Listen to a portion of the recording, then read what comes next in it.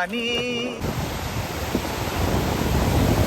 আর এই যে দেখতে পাচ্ছেন জায়গা পিছনে, এই সেই জায়গা যেখানে সেই সিংঘামের অ্যাকশন সিনটা হয়েছিল, লাইট পোস্ট ভেঙে সেই অ্যাকশন সিন, রোহিত শেট্টির মুভি।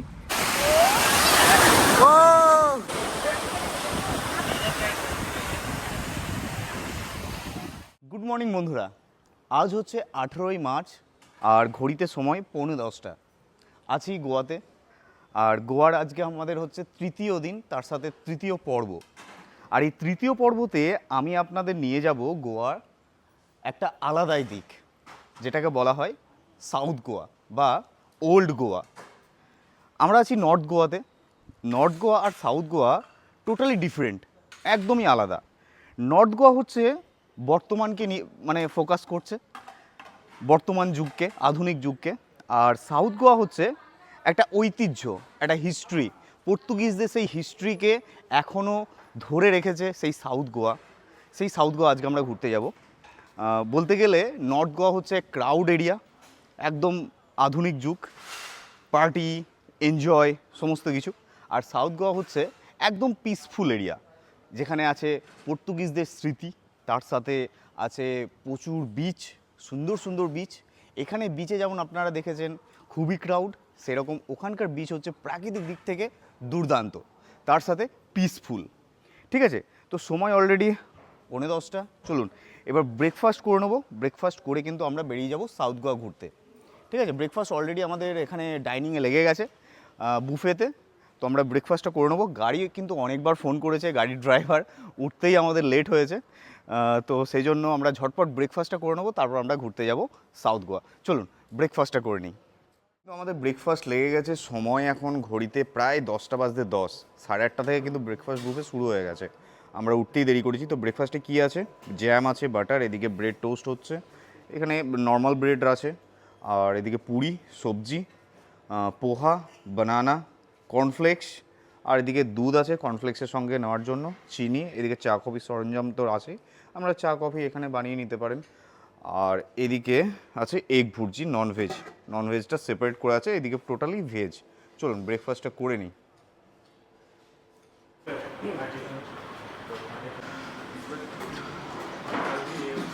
তো বসে গেছি ব্রেকফাস্ট করতে। আর ব্রেকফাস্টে কী কী নিয়েছি? ব্রেড টোস্ট নিয়ে নিয়েছি, এদিকে কলা, এদিকে জ্যাম, আর হচ্ছে এগ ভুর্জি। চলুন এটা দিয়ে ব্রেকফাস্ট কমপ্লিট করব, তারপর আমরা বেরিয়ে যাবো। অলরেডি গাড়ি এসে গেছে, গাড়ি বোধহয় 3-4বার ফোন করেছে যে কখন আসবেন। আমাদের টাইম দেওয়া ছিল 9:30, অলরেডি এখন 10টা বেজে গেছে। চলুন ঝটপট ব্রেকফাস্টটা করে নিই, তারপরে আমরা বেরিয়ে যাব। আমরা আজকে ঘুরবো সাউথ গোয়া, বা যেটাকে বলা হয় ওল্ড গোয়া। এগ ভুর্জিটা সুন্দর করেছে, মশলাদার। এসে গেছে আমাদের সাওয়ারি, এই যে ট্রাভেলার, কালকে যেটা ছিল সেটাই। এই গাড়িতেই আমরা চলে যাব সাউথ গোয়া। চলুন উঠে পড়ি।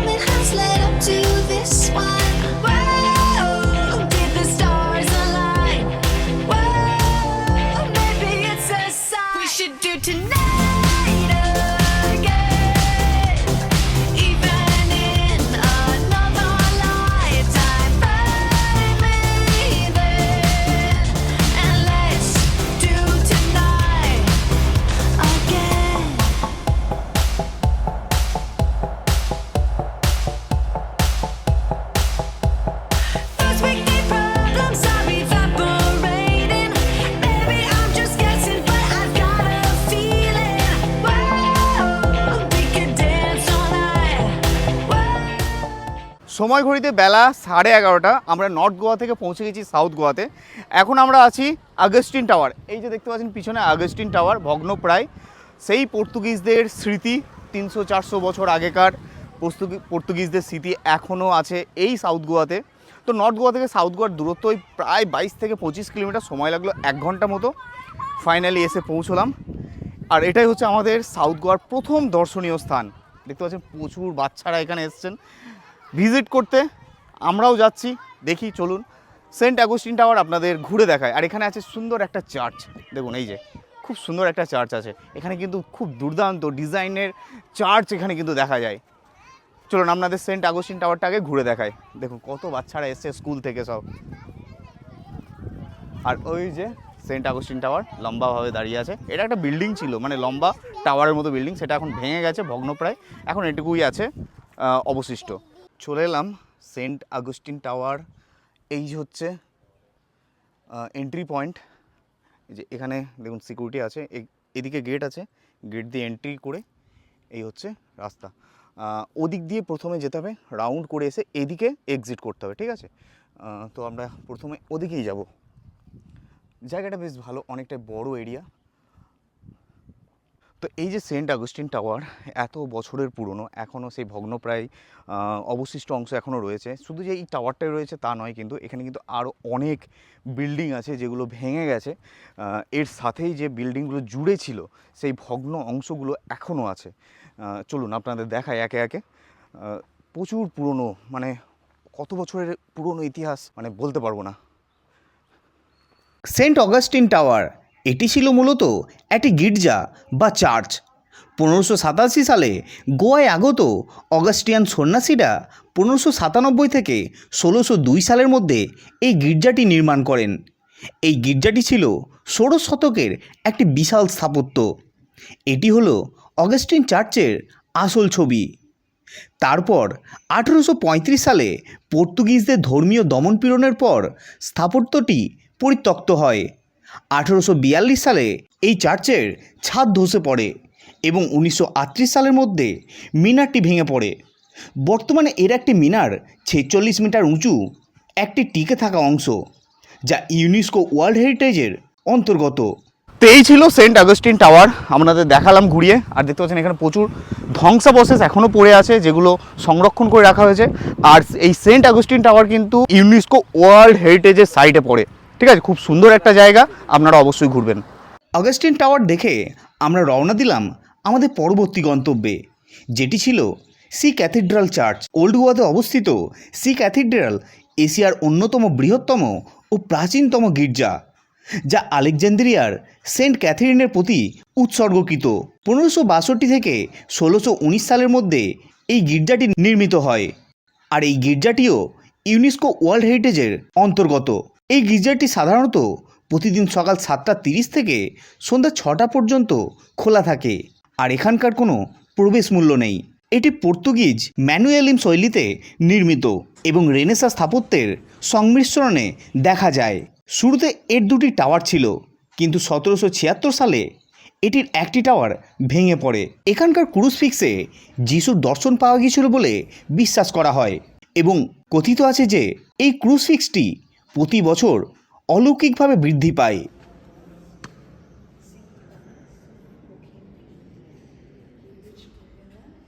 বর্তমানে এটি গোয়ার অন্যতম প্রধান পর্যটন কেন্দ্র এবং পর্তুগিজ ঐতিহ্যের সাক্ষী।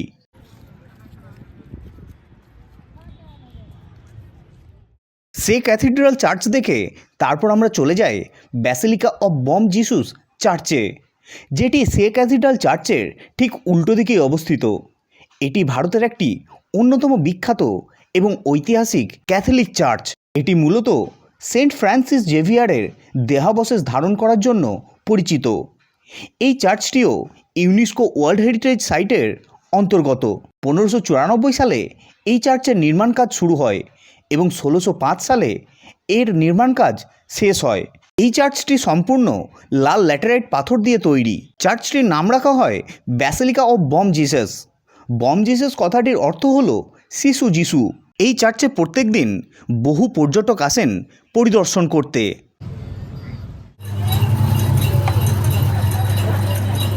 ঘুরতে ঘুরতে প্রচণ্ড ক্লান্ত, গরম এত, নিলাম একটা আখের রস, দাম নিল 50 টাকা, সঙ্গে কিন্তু লেবু আর আদা দেওয়া আছে, খুব সুন্দর টেস্ট। আর পিছনে মার্কেটটা দেখুন, প্রচুর কিছু জিনিস এখানে বিক্রি হচ্ছে।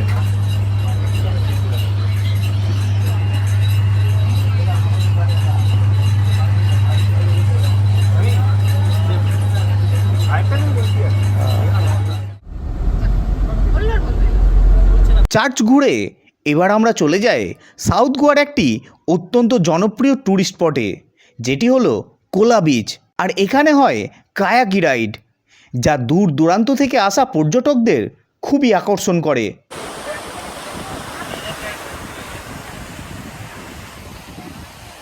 পৌঁছে গেছি কোলা বিচে, আর কি অসাধারণ বিচ, দুর্দান্ত। আমার দেখা এখনো পর্যন্ত সব থেকে সেরা বিচ।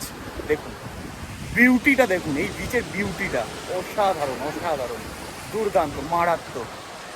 যত বলবো ততটাই কম। ওহ,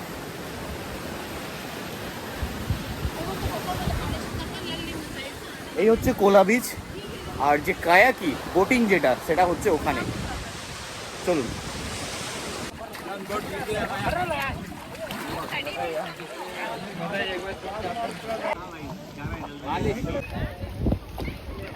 এই শুরু হচ্ছে আমাদের কায়াকি। অনেক বার্গেনিং করলাম, তারপরে এই যে বোটটা নিয়েছি দেখতে পাচ্ছেন। এখানে রেট বলে দিই আপনাদের, যদি সিঙ্গেল পার্সন থাকেন একটা বোট নেন 500 টাকা করে, আর যদি দুজন থাকেন একটা বোটে দুজন গেলে কিন্তু 400 টাকা পার পার্সন, মানে 800 টাকা করে। চলুন উঠে পড়ি।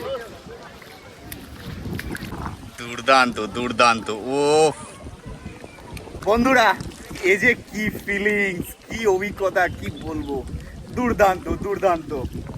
ও কি ভালো যে লাগছে এখানে, ঠান্ডা আছে বেশ, চারিদিকে নারকেল গাছ, সুন্দর লাগছে।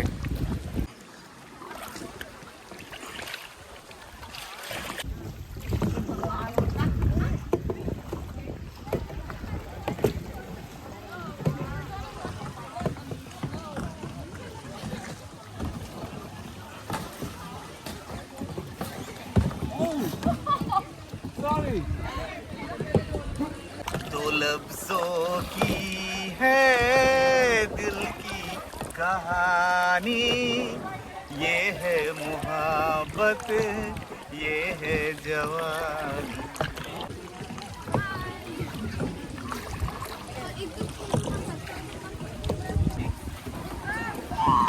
आगे नहीं जाना है। वो ले बेटा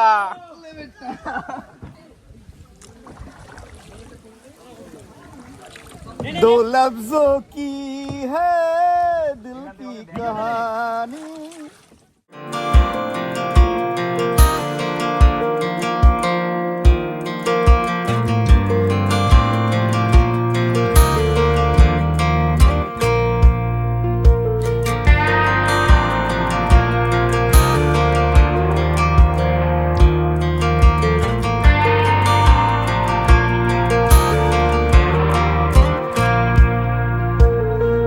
That girl is a runner, she was born to get away.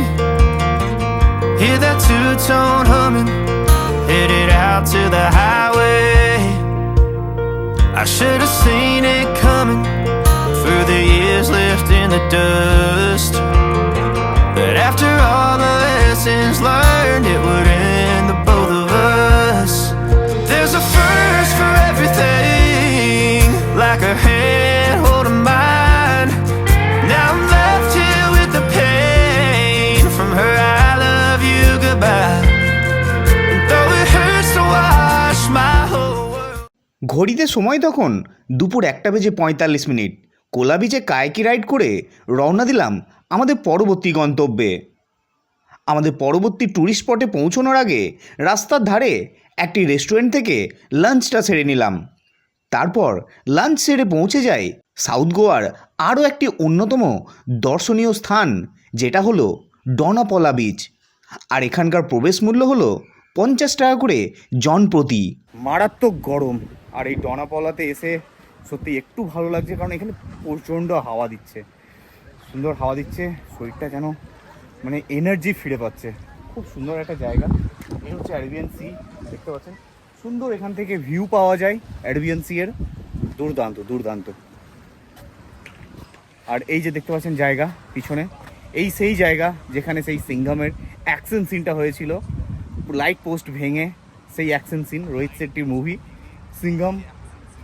এখন সেই জায়গাটা পুরো টোটালি ক্লোজ আছে, কনস্ট্রাকশনে আছে। বেশ ভালো জায়গা, দুর্দান্ত। ডনাপলা বিচ ঘুরে এবার আমরা দেখে নিলাম মিরামার বিচ।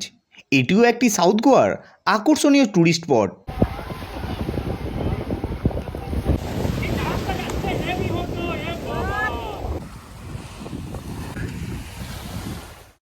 তারপর আমরা চলে যাই গোয়ার সবথেকে উচ্চতম চার্চ দেখতে, যার নাম Our Lady of the Immaculate Conception church, যেটি গোয়ার ক্যাপিটাল সিটি পানজিতে অবস্থিত। আশা করি আপনারা অনেক হিন্দি সিনেমায় এই চার্চকে দেখেছেন। ঘড়িতে সময় তখন বিকেল 5টা। চার্চ দেখে এবার আমরা রওনা দিলাম আমাদের সাউথ গোয়া ভ্রমণের অন্তিম স্পটে, যেটি হলো ফন্তেনহাস। এই জায়গাটি গোয়ার একটি খুবই আকর্ষণীয় দর্শনীয় স্থান। গোয়া ঘুরতে এলে সকলেরই একবার এই জায়গা যাওয়ার ইচ্ছে থাকে। এখানে আছে অসংখ্য রং বেরঙের পর্তুগিজ শৈলীর বাড়ি। আনুমানিক 300 থেকে 400টি বাড়ি আছে এখানে, যেগুলি হলুদ, নীল, সবুজ, লাল বিভিন্ন রঙের। এই পুরো এলাকাটি হেঁটে ঘোরার জন্য উপযোগী এবং ফটো ও ভিডিও শ্যুটের জন্য বিখ্যাত। অনেক রোমান্টিক হিন্দি গানের শুটিং এখানে হয়ে থাকে। সময় ঘড়িতে সন্ধ্যা 6টা। রওনা দিলাম হোটেলের উদ্দেশ্যে। তারপর হোটেলে ফিরে ড্রেস চেঞ্জ করে চলে যায় কালাঙ্গুট বিচে এবং সেখানে পৌঁছে আরব সাগরের জলে নিজের শরীরটাকে একটু ভেজালাম আর সারাদিনের ক্লান্তিকে এই আরব সাগরের নোনা জলে বিসর্জন দিলাম।